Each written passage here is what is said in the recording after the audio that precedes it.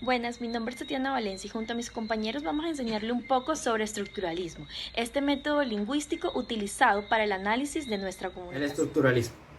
Conocemos al estructuralismo como una teoría lingüística. ¿A qué nos referimos con esto? El estructuralismo expande un poco más las hipótesis de la escuela lingüística. Al expandir las hipótesis de la escuela lingüística, se relacionan un poco más con las diferentes ciencias humanas.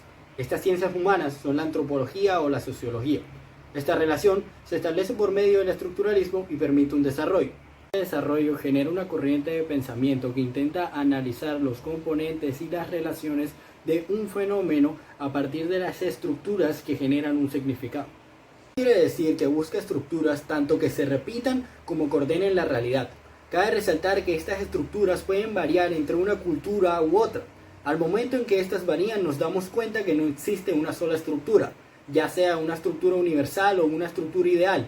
Si cancelamos estos dos conceptos, pues nos queda lo que sería un estructuralismo. Al momento en que empezamos en estructuralismo no podemos fijarnos en un solo componente, ya que al fijarse en un solo componente nos damos cuenta que es algo inexistente. Finalmente debemos hablar un poco más de la repercusión que obtuvo el estructuralismo en el mundo. Resulta que el estructuralismo tuvo un gran impacto tanto en el continente americano como en el continente europeo. Hablemos un poco más de este último. En el continente europeo lo llamaban estructuralismo europeo, valga la redundancia. Este estructuralismo estuvo marcado por el nacimiento y el auge de la semiología, siendo la semiología un punto de partida para un nuevo desarrollo del estructuralismo. Al tener todas las bases claras y darnos cuenta que el estructuralismo tuvo un gran impacto dentro del mundo, podemos decir que esta corriente es un paso más adelante para lo que hoy en día conocemos como comunicación. La semiótica o semiología es una ciencia derivada de la filosofía que trata de los sistemas de comunicación dentro de las sociedades humanas, estudiando las propiedades generales de los sistemas de signos, como base para la comprensión de toda actividad humana. Pero, una vez recorrido el dominio semiótico en su desordenada variedad, se plantea la cuestión de si es posible unificar enfoques y problemas diferentes, lo que supone la propuesta, aunque sea de forma hipotética, de una definición teórica de la semiótica. Se puede empezar por las dos definiciones proporcionadas por los pioneros de la semiótica, por un lado la de Peirce y por otro lado la de Searle. Según Searle, la lengua es un sistema de signos que expresan ideas y por esa razón es arable con la escritura, el alfabeto de los sordomudos, los ritmos simbólicos, las formas de cortesías, las señales militares, entre otras. Por otro lado, la definición de Peirce es indudablemente más amplia, por lo que citaré esta frase del mismo. Que yo sepa, soy un pionero, o mejor dicho, un explorador en la actividad de aclarar e iniciar lo que llamo semiótica, es decir, la doctrina de la naturaleza esencial y de las variedades fundamentales de cualquier clase posible de semiosis. Según Peirce, un signo es algo que está en el lugar de alguna cosa para alguien en cierto aspecto o capacidad. El mensaje y el texto. La teoría de la producción de signos ayuda a comprender mejor lo que se entiende por código. Usualmente, un solo significante transmite contenidos diferentes y relacionados entre sí, y que por tanto lo que se llama como mensaje es la mayoría de las veces un texto cuyo contenido es un discurso a varios niveles. Se ha lanzado una hipótesis por Metz de que en cualquier caso de comunicación nos podemos encontrar ante un texto. Un texto el cual sería el resultado de la coexistencia de varios códigos o por lo menos de varios subcódigos. Metz ve la pluralidad de los códigos en forma horizontal. El destinatario decodifica primero la frase entera por referencia a un código y después la segunda mitad por referencia a otro. Comunicación y significación. La descripción de un campo semiótico podría parecer una lista de comportamientos comunicativos. La semiótica estudia todos los procesos culturales como procesos de comunicación. Cada uno de los procesos de comunicación parece subsistir solo porque por debajo de ellos se establece un sistema de significación. Es totalmente cierto que existe una gran diferencia entre una semiótica de la comunicación y una semiótica de la significación. El proceso de comunicación se verifica solo cuando existe un código.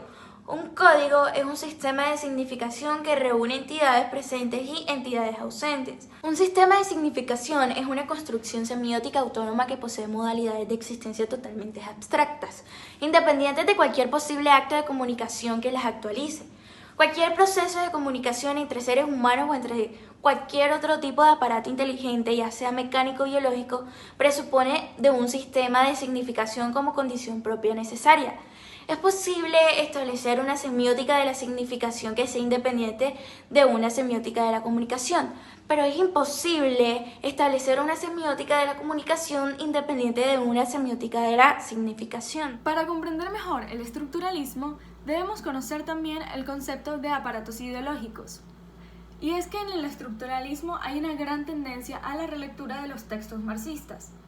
El filósofo francés Louis Althusser, una de las grandes personalidades del estructuralismo, publica en 1965 con un grupo de estudiantes el Leer el Capital, en el cual luchan con unos conceptos marxistas excusados bajo un concepto humanista, como lo son la noción de alienación, en la cual nos quiere plantear que realmente es un concepto premarxista que dice que la libertad es un problema de conciencia y no de relación de clases. De esta manera, la burguesía encontraría su nuevo mito, el individuo soberano, puro y virgen de cualquier determinación. Althusser, a su vez, en un artículo publicado en 1970, opone los aparatos represivos del Estado, como lo son la policía o el ejército, que influyen de una manera directa a unos aparatos que funcionan de una manera ideológica, que él llama aparatos ideológicos del Estado, que estos no usan la violencia como un arma, sino la razón,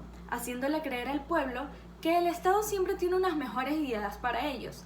Estos aparatos ideológicos pueden ser la escuela, la familia, los medios de comunicación y también, y para ejemplificar esto, pudimos evidenciar que estos meses próximos a las elecciones de Estados Unidos, muchos artistas, personas de los medios y hasta deportistas hicieron uso de la palabra vote para incentivar al pueblo a que salga a votar. Y no solamente eso, muchas veces también vociferaban a su candidato de elección. Pero esto no solo se ve en este ámbito, también se puede ver en una simple campaña publicitaria, en un comercial de Coca-Cola o hasta en una telenovela. Los aparatos ideológicos son aquellos que en nuestra cotidianidad nos llevan un mensaje y nos hacen pensar de una cierta manera. Muy buenos días, mi nombre es Valeria Aznar y les vengo a hablar sobre los siguientes temas. La cosificación de la estructura. El estructuralismo fue plenamente criticado por conducir a las reducciones del funcionamiento de la sociedad. Este se reprochó con tres aspectos. El primero, el análisis. El segundo, las determinaciones. Y tercero, la imprecisa acción de los sujetos. La lingüística estructural. ¿Qué es esto? Esta redujo el contexto al código. Como decía, la función referencial había perdido claridad y la función metalingüística había triunfado.